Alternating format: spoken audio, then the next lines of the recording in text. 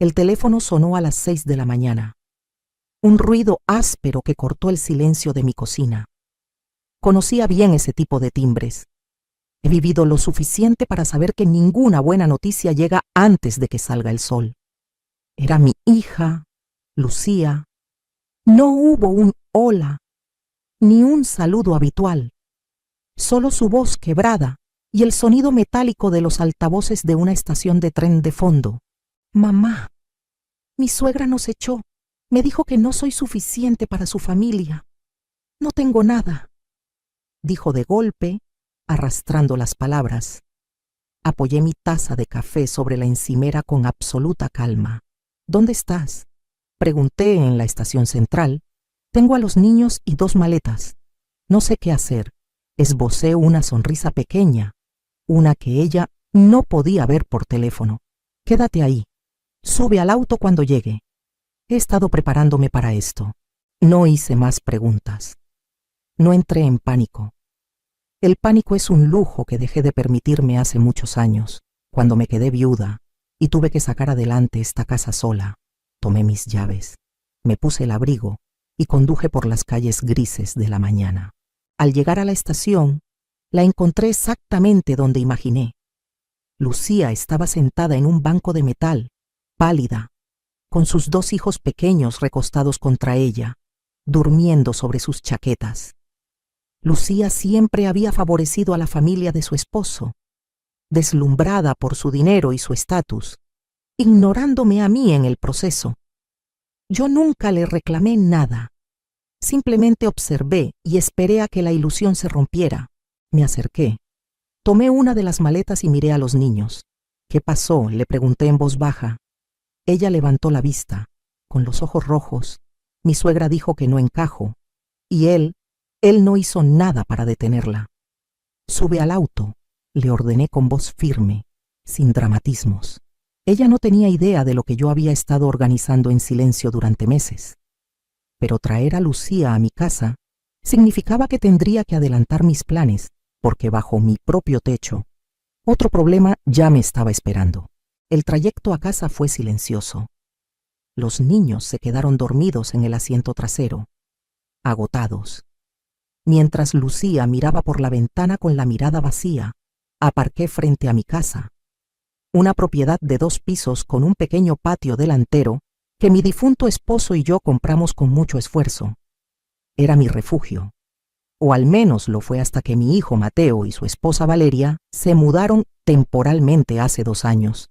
Al abrir la puerta principal, el olor al perfume caro de Valeria llenaba el pasillo. Estaba en mi cocina, usando mi cafetera, vestida con una bata de seda. Al ver a los niños entrar con las maletas, frunció el ceño. ¿Qué hacen ellos aquí tan temprano? Sabes que no soporto el ruido por las mañanas. Rosa, me dijo Valeria, ni siquiera molestándose en saludar a su cuñada. No le respondí. Miré a Lucía y le señalé las escaleras. Lleva a los niños a la habitación de invitados.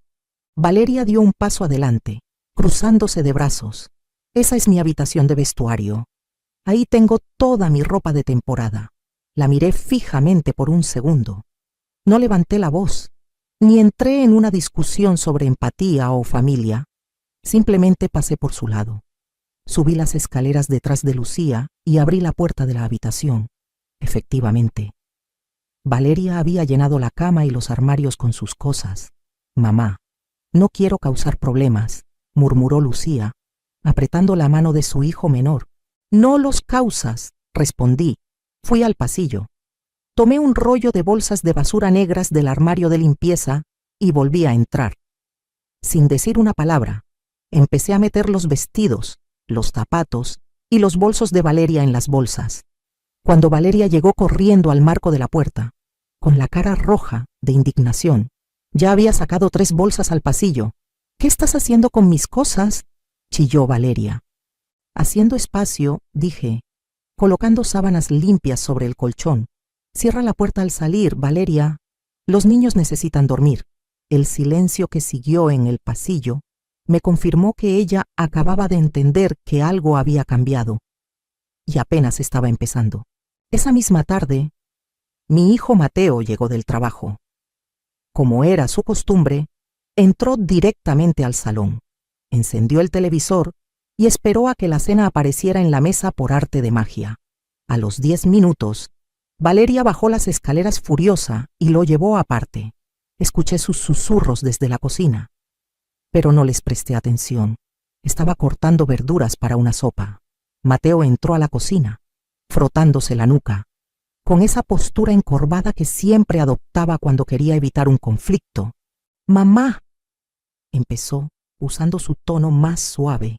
«Valeria está muy alterada. Sabes que ella necesita su espacio. ¿No podrían Lucía y los niños dormir en el sofá del sótano? Dejé el cuchillo sobre la tabla». Me giré hacia él y me limpié las manos en el delantal. «La casa es mía. Mateo, Lucía dormirá en la cama. Las bolsas con la ropa de tu esposa están en la esquina de su cuarto. Pero mamá, tienes que entender que nosotros...». «La cena está lista», lo interrumpí. Tomé 3 platos hondos del estante, serví la sopa y llevé los platos a la pequeña mesa de la cocina. Llamé a Lucía y a los niños. Nos sentamos a comer. Mateo se quedó de pie junto a la puerta, esperando. Valeria apareció detrás de él, mirando la mesa. «¿Y nuestra cena?», preguntó ella, con el ceño fruncido. Tomé un sorbo de mi sopa y la miré a los ojos. «El supermercado cierra a las 9. Aún tienen tiempo de ir a comprar algo para cocinar». «No hiciste para nosotros, siempre cocinas para todos», reclamó Mateo, alzando un poco la voz. «Antes lo hacía», respondí con calma. «Pero ya que ambos trabajan y son adultos independientes que necesitan su espacio, he decidido respetar eso. Mis ollas y mis alimentos son para mí y para mis invitados». Mateo abrió la boca para protestar, pero no encontró las palabras. Valeria dio media vuelta y subió pisando fuerte. Yo simplemente seguí cenando, ignorando la tensión, sabiendo que el verdadero golpe para ellos llegaría a la mañana siguiente. A la mañana siguiente, Lucía se sentó conmigo en el patio mientras los niños veían televisión. Lloraba en silencio.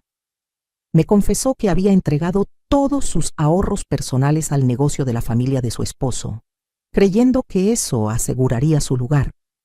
Al echarla, la habían dejado sin acceso a las cuentas conjuntas. «Fui una estúpida», murmuró Lucía. «Quería complacerlos tanto que me olvidé de protegerme. Ahora no tengo ni para la leche de los niños. No le ofrecí falsos consuelos.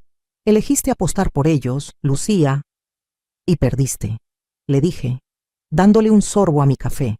«Ahora debes aprender a vivir sin ellos. Te daré techo y comida, pero mañana a primera hora sales a buscar trabajo. No criaré dependientes». Ella asintió, secándose las lágrimas, comprendiendo que mi apoyo no significaba debilidad. En ese momento, Valeria salió al patio con su teléfono en la mano. Estaba lívida. «Rosa, ¿por qué mi tarjeta no funciona? Intenté pagar el pedido de la compra en línea y dice que la cuenta está bloqueada». Dejé mi taza en la mesa. Hacía 2 semanas, mucho antes de que Lucía volviera. Había ido al banco y cancelado todas las tarjetas adicionales asociadas a mi cuenta. Había estado observando cómo Mateo y Valeria usaban mi pensión para sus lujos, mientras no aportaban un solo billete para los gastos de la casa. «No está bloqueada», le respondí con total tranquilidad. «Está cancelada». «¿Qué por qué harías eso? Mateo me dijo que podíamos usarla para los gastos de la casa». «Mateo no es el dueño de mi cuenta bancaria», dije. «Ustedes llevan 2 años viviendo aquí sin pagar luz, agua, ni gas. Mi dinero es mío. Valeria, si quieres comprar cosas en línea, usa tu propio sueldo». Valeria me miró con furia, apretando el teléfono. «No puedes hacernos esto de la nada». «No es de la nada, es desde hoy», respondí. Me levanté, recogí mi taza y entré a la casa, dejándola sola en el patio con su enojo. Había cerrado el grifo y sabía que no tardarían en intentar tomar el control por otro lado. Esa tarde, Valeria decidió que si yo cortaba el dinero, ella tomaría el control del espacio. Era su forma de marcar territorio. Fui a la cocina para preparar la merienda de los niños y descubrí que la puerta de la despensa grande, donde guardaba la mayoría de los alimentos y productos de limpieza, Estaba cerrada con un candado nuevo. Valeria estaba sentada en la mesa del comedor, limándose las uñas. Me miró de reojo, como ahora cada quien compra lo suyo, dijo Valeria con una sonrisa cínica. Decidí asegurar mis cosas, puse mis compras ahí dentro. Si necesitas algo tuyo, tendrás que pedirme la llave. Había mezclado mis alimentos con los suyos para obligarme a depender de ella. Esperaba que yo le gritara, que le exigiera la llave, que entráramos en una guerra de poder. No le dije una sola palabra. Di media vuelta. Caminé hasta el teléfono fijo del pasillo y llamé a un cerrajero que conocía del barrio. Hola, Tomás. Sí, soy Rosa. Necesito que vengas a cambiar las cerraduras de la puerta principal y del portón del garaje. Hoy mismo, por favor. Valeria dejó caer la lima sobre la mesa y se levantó de golpe. ¿Qué estás haciendo, Meco, asegurando mi casa? Respondí tranquilamente. El cerrajero llegó en menos de una hora. Valeria se encerró en su cuarto, llamando a Mateo por teléfono. Yo me senté en el sofá a tejer, mientras Tomás cambiaba los cilindros de las puertas de entrada. Cuando terminó, le pagué y me entregó un juego de llaves nuevas y brillantes. A las 6 de la tarde. Mateo intentó abrir la puerta principal. Escuché el sonido metálico de su llave vieja, atascándose inútilmente. Después de unos segundos, tocó el timbre, fui a abrir. Mateo y Valeria, que había bajado corriendo a recibirlo, estaban en el umbral. Mamá, ¿por qué no entra mi llave?, preguntó Mateo, frustrado. Saqué una de las llaves nuevas de mi bolsillo y se la mostré, pero no se la entregué, porque las cambié, le dije. Y antes de darles una copia, vamos a dejar claras las nuevas reglas de esta casa. O las aceptan, o las maletas que traje para Valeria esta mañana todavía están vacías en el pasillo. Mateo miró la llave en mi mano y luego a su esposa. Valeria tenía los brazos cruzados, respirando con fuerza. Mamá, no puedes dejarnos en la calle. Esta también es mi casa, intentó argumentar Mateo, apelando a la culpa que las madres supuestamente deben sentir. No, Mateo, lo corregí suavemente, mirándolo a los ojos. Esta es mi casa. Las escrituras están a mi nombre. Ustedes son mis invitados, y últimamente, unos muy malos. Le extendí la llave nueva. Mateo la tomó con cautela. Las reglas son simples, continué, sin subir el tono de voz en ningún momento. Pagarán 1/3 de la electricidad y el agua a fin de mes. Comprarán su propia comida y la guardarán en el pequeño refrigerador del garaje. Y Valeria, me giré hacia ella. Quitarás ese candado de mi despensa en los próximos 5 minutos. Si no lo haces, mañana cortaré los candados y donaré todo lo que haya adentro a la caridad. Valeria abrió la boca, pero Mateo le puso una mano en el brazo. Lo hará, dijo él en voz baja, derrotado por la realidad de que no tenían a dónde ir. No tenían ahorros, lo habían gastado todo en ropa, cenas y aparentar una vida que no podían sostener. Entraron en silencio. A los 10 minutos, escuché el sonido del candado abriéndose en la cocina. Mientras tanto, Lucía observaba todo desde la escalera. Cuando estuvimos solas en el salón, se acercó a mí. No te reconocí hoy, me susurró. Me has visto agachar la cabeza durante años, Lucía. Le respondí, doblando mi tejido, pero la paciencia no es ceguera. Yo sabía que este día llegaría, tanto contigo como con tu hermano. Simplemente estaba esperando a que ustedes cruzaran el límite. Esa noche, la casa estuvo en completo silencio. No hubo reclamos en voz alta. Yo me fui a dormir sabiendo que había recuperado el control del piso inferior, pero sabía que Valeria no se daría por vencida tan fácilmente. Su orgullo era demasiado grande. A la mañana siguiente, bajé temprano para hacer café y encontré a Lucía sentada en el suelo de la cocina, llorando con el teléfono en la mano. Su esposo la había llamado. Dice que me extraña, sollozó Lucía, mirándome con esperanza. Dice que tal vez, si le pido perdón a su madre, podamos volver, que los niños necesitan a su padre. Me detuve en el umbral de la cocina. No le quité el teléfono ni le grité que no fuera ingenua. La manipulación no se combate con gritos, se combate con realidad. Me acerqué a los armarios, saqué un paquete de pañales casi vacío y una lata de leche en polvo que estaba a punto de acabarse. Los puse frente a ella en el suelo. «¿Te dijo que te extraña?», pregunté con voz neutra. «Sí, y te preguntó si sus hijos ya desayunaron. ¿Te transfirió dinero para comprar pañales hoy?». Lucía miró los artículos en el suelo y luego la pantalla de su teléfono. El silencio fue su respuesta. «Levántate», le dije. Saqué unas monedas de mi bolsillo y se las entregué. «Toma a los niños y caminas hasta la farmacia. Carga los pañales y la leche tú misma hasta aquí y págalos con el poco dinero que tienes. Siente el peso de lo que cuesta mantenerlos vivos.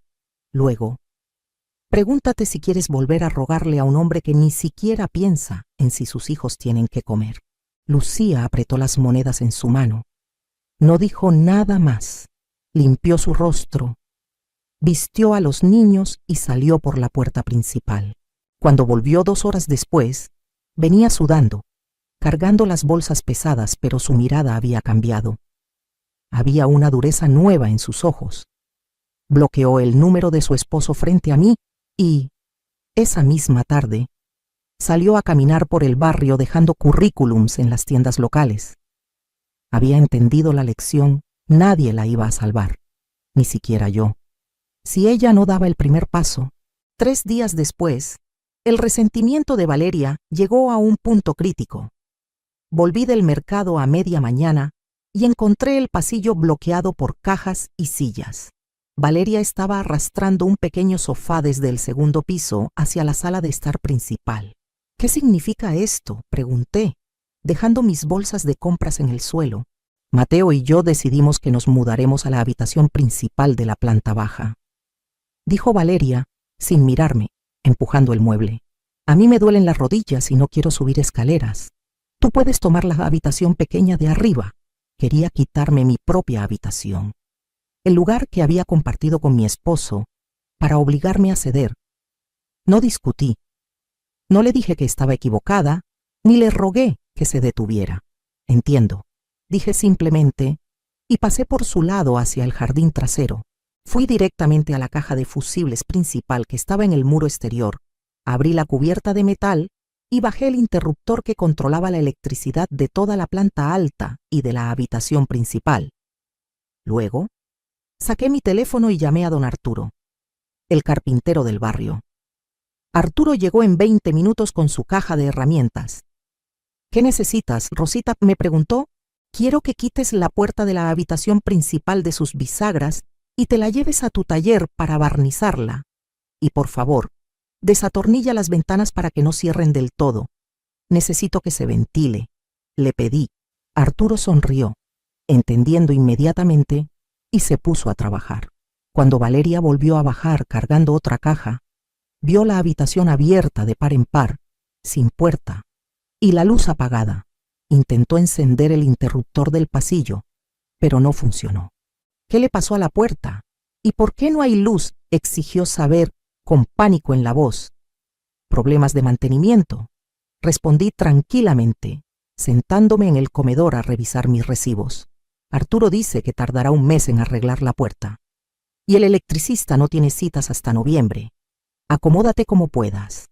Esa noche, Mateo llegó del trabajo y encontró a su esposa sentada en la cama de la habitación principal, envuelta en mantas. No había puerta, por lo que cualquiera que pasara por el pasillo podía verlos. No había luz eléctrica, ni calefacción. Mateo irrumpió en la cocina, donde yo estaba lavando los platos bajo la luz de una pequeña lámpara de pilas que había comprado para mí. «¿Estás loca?», me gritó Mateo, perdiendo finalmente la paciencia. «No podemos vivir así, sin puerta, sin luz. Nos estás tratando como animales». Cerré el grifo. Me sequé las manos lentamente con un paño y me giré para mirarlo. Mi rostro no mostraba ni un ápice de ira, solo una resolución fría. Fui al cajón de la mesa, saqué un sobre y se lo tendrí. «¿Qué es esto?», preguntó mirándolo con desconfianza. «Es una lista de apartamentos de alquiler baratos en las afueras y el cálculo exacto de lo que me deben de agua y luz de los últimos 2 años», dije con voz firme. «Tienen hasta el domingo para empacar sus cosas e irse, Hoy es jueves. No puedes echarnos, gritó retrocediendo. Observa cómo lo hago, respondí. Caminé hacia los estantes de la cocina. Tomé todas mis ollas, sartenes y cubiertos, los metí en una caja de plástico y la llevé hacia la habitación de invitados donde dormía Lucía. La cerré con llave. Mi cocina, mis reglas, mi casa, mis decisiones. Le dije desde el pasillo. Si quieren comer caliente, compren una estufa portátil para su nuevo apartamento. Mateo se quedó de pie en la cocina vacía, rodeado de sombras, por primera vez en su vida. Se dio cuenta de que su madre ya no era el colchón suave donde podía caer sin consecuencias. Había chocado contra un muro de concreto. El domingo por la mañana llegó sin grandes escándalos. No hubo gritos, ni amenazas de llamar a abogados o policías. Mateo y Valeria sabían que no tenían ningún derecho legal sobre mi casa, y su orgullo no les permitía seguir durmiendo en una habitación fría y sin puerta. Los escuché bajar las escaleras pesadamente, arrastrando sus maletas. Yo estaba sentada en el patio trasero, podando mis rosales bajo la luz del sol matutino. No salí a despedirlos. No quería escuchar sus excusas ni sus falsas promesas de cambiar. El sonido de la puerta principal cerrándose de golpe fue suficiente para mí. Unos minutos después, Lucía salió al patio. Llevaba puesto un delantal limpio. Había conseguido un trabajo en la panadería a 2 cuadras de casa. «Se fueron», me dijo Lucía en voz baja, ofreciéndome una taza de café recién hecho. «Lo sé», respondí, tomando la taza y sintiendo el calor en mis manos. «Pondré su habitación en alquiler mañana. Ese dinero pagará los gastos de la luz y el agua». Lucía asintió, mirando hacia el jardín. «Gracias, mamá, por no dejarme caer y por obligarme a caminar sola. Las madres no estamos para evitar que la vida golpee a nuestros hijos. Lucía, estamos para asegurar que, cuando caigan, aprendan a levantarse en un suelo firme», le dije, dándole un sorbo al café. La casa estaba silenciosa, pero ya no era un silencio pesado ni asfixiante. Era el silencio de la paz recuperada. Había tomado el control de mi vida, no con discusiones agotadoras, sino con acciones claras y límites inquebrantables. Miré mi jardín, respiré profundo y sonreí. A mis 65 años, por fin era la dueña absoluta de mi propio hogar.